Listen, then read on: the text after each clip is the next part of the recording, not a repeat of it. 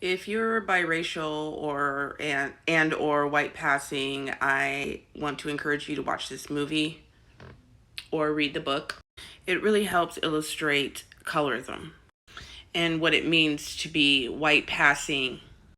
It is based on a true story, but is fiction. Queen was the daughter of a slave and their enslaver.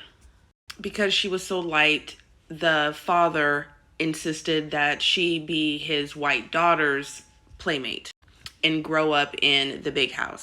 She was also taught to read and write. She didn't know that this was not, that he was not really her father, but was raised as his daughter. She grew up in the big house, was able to wear beautiful dresses with her half sister.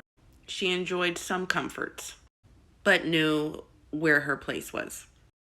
When she was older and when her mother was dying, she told her that that was her real father, which I think changed her mindset.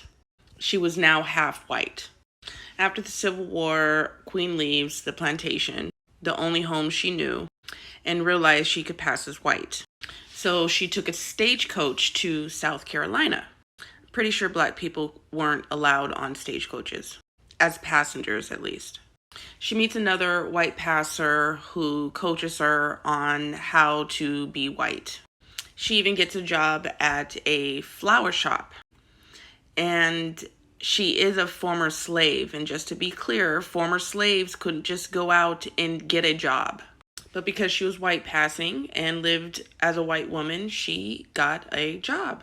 She even met a white guy who was a Confederate soldier, and he proposed.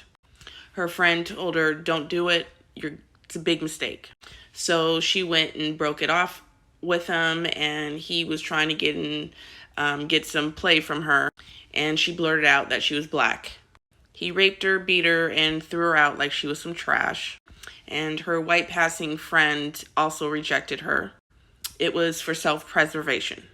This is a big deal, and she could have been hung for this. She ends up in a homeless camp with former slaves.